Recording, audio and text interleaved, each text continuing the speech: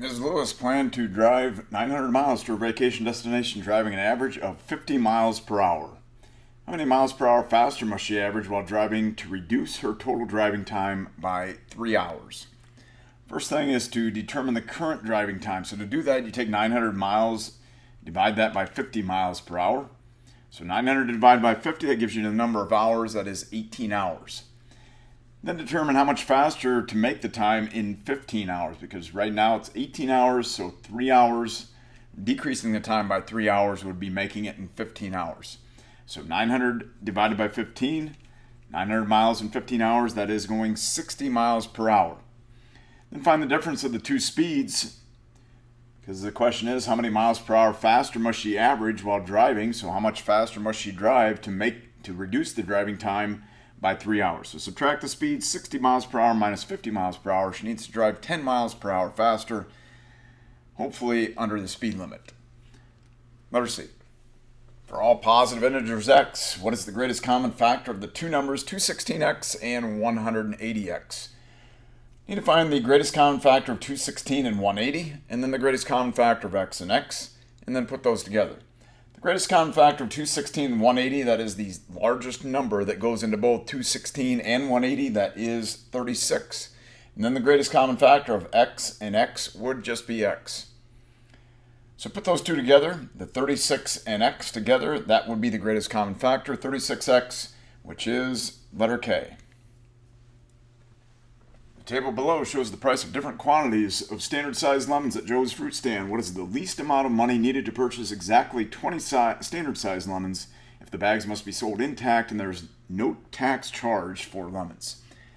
Well, given from the chart, one lemon costs 30 cents each. A bag of 6 is $1.20. That means it is 20 cents per lemon for a bag of 6. Just divide the $1.20 by 6. And a bag of 12 is $2.10. That means it's 0.175 per lemon. Just divide $2.10 by 12.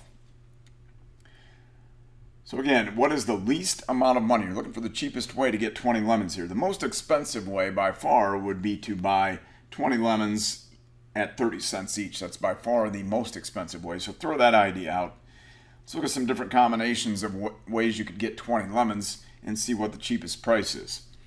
3 bags of 6 and 2 lemons, that would be in 3 bags of 6, it's 18 lemons, 2 more lemons, that'd make 20 that we're looking for. That'd be 3 times $1.20 plus 2 times 30 cents. So it'd be 360 plus 0.6 or 420. Let's look at another way, a bag of 12, a bag of 6, and 2 lemons. So a bag of 12, bag of 6, it's 18, 2 more would make 20. It'd be $2.10, $1.20, and then 2 times 30 cents. So if you total those up, 210, 120, and 60 cents would be $3.90. $3.90 is cheaper than $4.20 and cheaper than it would be to buy 20 individual lemons. Letter B is correct.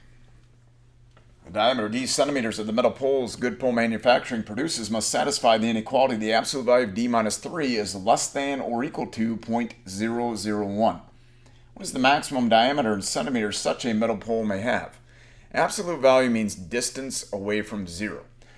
So if that says the absolute value of d minus 3 is less than or equal to 0.001, that means the distance that d minus 3 is from 0 is less than or equal to 0.001. Well, there are two numbers that are 0.001 away from 0. You have negative 0.001 on the left and positive 0.001 on the right. So this d minus 3 is lying between negative 0.001 and positive 0.001 on the number line. Could also be equal to those. So there's the setup. And then to solve that for d, think of this as 3 areas. You have a left, a middle, and a right. So you're going to add 3 to get it away from the d. Add 3 to the left, the middle, and the right. You end up with 2.999 is less than or equal to d, which is less than or equal to 3.001. We're looking for the maximum diameter. So the maximum diameter here would be this 3.001. Letter K. Which of the following is a factored form for the expression 5x squared minus 13x minus 6? There are many ways to approach this problem. Some people are going to want to multiply each one until they get one that hits 5x squared minus 13x minus 6. So they multiply each one with the FOIL method distributive property, until they get this as an answer. The problem with that, though, is that's going to eat up a lot of time, especially if your answer is the last one. So I would avoid that practice. You really should factor it the way it's supposed to be, and there are two ways to factor. The way I'm going to do it here is factoring by grouping. So to factor this by grouping, how this works is you're going to split this middle term. You're going to split that negative 13x into two terms. Their coefficients, the numbers in front of the x, will multiply to get what 5 times negative 6 is. So they multiply to get negative 30, and then they will also add to make this negative 13x. So you're splitting this into two terms. The coefficients multiply to make negative 30, and then the two terms will add to make negative 13x. So two numbers that multiply to get negative 30 and add to make negative 13, that's going to be negative 15 and positive 2. Negative 15 times 2 is negative 30, and negative 15 plus 2, that is this negative 13. So now, why is it called factoring by grouping? Because you're going to group the first two terms together and factor out the common factor. Common factor of the first two terms would be 5x. So if you factor 5x out of the first two terms, just divide each term by 5x. 5x squared divided by 5x is x, and negative 15x divided by 5x, that is negative 3. And then also group the last two terms together, the 2x and the negative 6, and factor out a common factor there. Common factor of the last two terms would be 2. So if you divide each term by 2, you get x minus 3 in parentheses. Now notice, x minus 3 is a common factor to these two terms. So you could factor that out. If you take an x minus 3 out, it's just like erasing it with your pencil. If you erase the x minus 3, you're going to be left with this 5x plus 2. So if you factor an x minus 3 out, you have 5x plus 2, and those are the two factors. X minus 3 times 5x plus 2. It doesn't matter what order those are written in. Multiplication is commutative. You can move it around. Those are the two factors, and that is answer A. A bag contains 6 red marbles, 5 yellow marbles, and 7 green marbles. How many additional red marbles must be added to the 18 marbles already in the bag so that the probability of randomly drawing a red marble is 3 out of 5, or 3/5? Probability is number of successes over number of possibilities. So the probability of getting tails when you flip a coin is 1 out of 2 because there's 1 tails on a coin and 2 possibilities. The red marbles right now, you have 6 red marbles in the bag, and total marbles in the bag with the 6, the 5, and the 7, that is 18 total marbles in the bag right now. So the probability of reaching in the bag right now and drawing a red out would be 6 out of 18, and that would reduce to 1 out of 3, but that doesn't matter right now. So we're going to figure out how many additional red marbles must be added to these 18 marbles already in the bag, so the probability of randomly drawing a red marble out is 3 out of 5. I would just go through each one of these, the 12, 16, 18, 24, and 36, add those into the bag as red marbles, and see which one makes a probability of 3/5. So we'll start with the 12. If 12 red marbles are added to this bag of 6 out of 18, you're adding 12 onto the 6 and 12 onto the 18. So that's going to be 18 out of 30, and then that reduces, right off the bat, that reduces to 3/5. You got lucky, it's the first one, letter F. Which of the following trigonometric equations is valid for the side measurement, x inches, diagonal measurement, y inches, and angle measurement, w degrees, in the rectangle shown below? You have to have knowledge of the 6 trigonometric ratios in order to have a shot at this problem. Look at angle w. Decide how side x is related to angle w. Is it opposite, adjacent, or hypotenuse? Well, that side x is across from or opposite angle w. So side x is opposite, and then do the same thing for side y. How is that related to angle w? Is it opposite, is it adjacent, or is it the hypotenuse? And if it's the hypotenuse, that overrules being adjacent to angle w. This is the right angle. Side y is across from the right angle. That means it is the hypotenuse. So with side x being opposite side y being the hypotenuse, you're going to be dealing with opposite and hypotenuse. So it's going to be one of these two. The sine of an angle is the ratio of the side opposite that angle over the hypotenuse, and the cosecant of an angle is the ratio of the side of the hypotenuse over the side opposite that angle.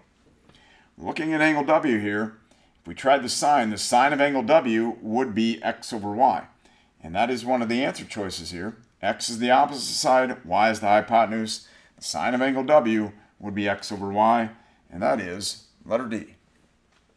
The slope of the line with the equation y equals ax plus b is greater than the slope of the line with the equation y equals cx plus b.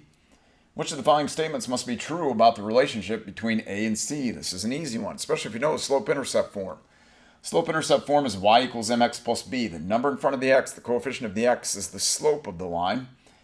And then b is the y-intercept of the line. The constant term would be the y-intercept. So in this line, y equals ax plus b, a is the slope on that line. In this line, y equals cx plus b, c is the slope on that line. Slope of the line with the equation y equals ax plus b is greater than the slope of the line with the equation y equals cx plus b. Which one must be true?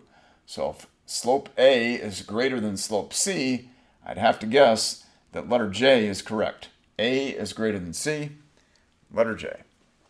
Min cuts the board in the shape of a regular hexagon and pounds in a nail at an equal distance from each vertex as shown in the figure below. How many rubber bands will she need in order to stretch a different rubber band across every possible pair of nails? Well, here's the problem. On paper, you're going to start drawing rubber bands all over the place. You're going to have a mess. And then because you're going to get confused. You have lines or rubber bands or circles all over the place. And then you're going to erase and have an even bigger mess on your hands. Here's another way to do it. Label each nail with a number.